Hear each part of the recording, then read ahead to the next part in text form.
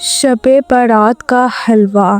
شب برات میں حلوہ پکانا نہ تو فرض ہے نہ ہی سنت، نہ حرام ہے اور نہ ہی ناجائز ہے، بلکہ حق بات یہ ہے کہ شب برات میں دوسرے تمام کھانوں کی طرح حلوہ پکانا بھی ایک جائز کام ہے، اور یہ نیک نیتی کے ساتھ کام ہو کہ ہم نے یہ غریبوں مساکینوں میں اس چیز کو تقسیم کرنا ہے، تو اس کا ثواب یہ اللہ کی بارگاہ میں ہوگا۔ اس رات میں حلوہ پکایا، پھر رفتہ رفتہ عوام میں اس کا چرچا اور رواج ہونا، یہ چیز کیا ہے کہ یہ اللہ کی طرف سے ہے، اور یہ بہتر اور عمدہ چیز اللہ کی راہ میں صدقہ کرنے کی قرآن پاک میں بھی تاکید آئی ہے۔ اگر ہم جو چیز خود پسند کرتے ہیں، ہم ان راتوں میں دوسرے کے لیے بھی یہی چیز بنائیں کہ جو چیز ہم اپنے لیے بہتر جانتے ہیں، تو یہ کیا ہوگا؟ اللہ کی راہ میں صدقہ ہوگا۔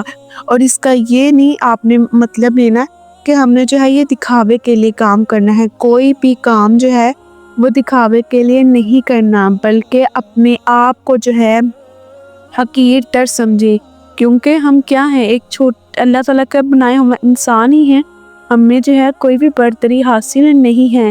اگر ہمیں اللہ نے دیا ہے، اگر ہم کچھ کر رہے ہیں تو اس میں اللہ کا شکر بھی ادا کرے، اور زیادہ سے زیادہ کیا ہونا چاہیے کہ جو بھی کام کرنا ہے ذہن میں اپنے آپ نے مائنڈ سیٹ کر لینا ہے کہ یہ ہم نے اللہ کی رضا کے لیے یہ کام کرنا ہے۔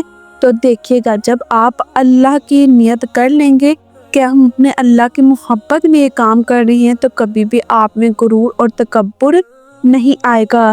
قرآن مجید میں ارشاد ہے، تم ہرگز بھلائی کو نہ پہنچو گے جب تک راہ حق میں اپنی پیاری چیز نہ خرچ کرو، اور جو تم خرچ کرو گے اللہ کو معلوم ہے، یعنی اچھی خراب جو بھی چیز صدقہ کرو گے اسے خوب معلوم ہے، اور وہ اسی کے مطابق تمہیں اس کا اجر دے گا۔ یعنی آپ نے اگر اپنی پسندیدہ چیز اب کوئی بھی زیادہ بڑی چیزوں پہ نہ آئیں، آپ اس چیز کی چھوٹی سی اگزامپل لے لیں۔ اب آپ کو کوئی چیز بہت زیادہ پسند ہے، یعنی کہ برگر پسند ہے، پیزا پسند ہے، کسی کو چائنیز پسند ہے، کسی کو زیادہ گھر کی چیزیں پسند ہیں، جو چیز کھانے کی چیزوں میں آپ کو سب سے زیادہ پسند ہے، اگر آپ دوسروں کی جب مدد کریں گے، اپنی وہی پسندیدہ چیز ان کو بنا کے دیں گے، چاہے وہ جتنی بھی مہنگی ہے، تو آپ کو وہ اللہ تعالیٰ اس کا اجر دے گا، جتنا بھی آپ خلوص نیت کے ساتھ یہ کام کریں گے۔ قرآن میں ارشاد ہے، یعنی کہہ دو، بھلا بتاؤ، تو وہ جو اللہ نے تمہارے لیے رزق اتارا اس میں تم نے اپنی طرف سے کچھ حرام اور کچھ حلال ٹھہرا لیا۔ اے پیغمبر ان سے فرما دو، کیا اللہ نے تمہیں اس کی اجازت دی یا اللہ پر تم لوگ تہمت لگاتے ہو؟ اس آیت سے ثابت ہوا کہ کسی چیز کو اپنی طرف سے حلال یا حرام کرنا یہ منع کیا گیا ہے۔ آج بہت سے لوگ اس میں مبتلا ہیں کہ جو منع ہے اس کو تو حلال کہتے ہیں، اور جو منع واقعی ہمارے قرآن میں منع کیا گیا ہے اس کو کیا کرتے ہیں؟ حلال بتاتے ہیں۔ تو ہمیں کیا کرنا ہے؟ حیرت یہ ہے کہ اعتراض کرنے والے جو سال بسا عید بقر عید میں پابندی کے ساتھ سوئیاں بناتے، کھلاتے اور کھاتے ہیں، تحفے میں دوست احباب اور رشتہ داروں کے پاس بھیجتے ان کو کھلاتے ہیں، جبکہ عید کے اعمال میں اس کا کہیں ذکر نہیں، یہ بھی محض رواج کے طور پر ہے۔ پھر جو خود کریں اس پر بدعت کا حکم نہ لگائیں، اور ہم اہل سنت و جماعت کے معمولات پر بدعت کا حکم لگا کر فساد و اختلاف پیدا کریں، یہ کہاں کی شریعت ہے؟ یہ دیکھیں، اب ہم نے بہت سے ایسے لوگ ہوتے ہیں جو اپنے آپ کو اہل سنت کہتے ہیں، اہل حدیث کہتے ہیں، دیوبند کہتے ہیں، تو طرح طرح کے وہ فتوے لگاتے ہیں۔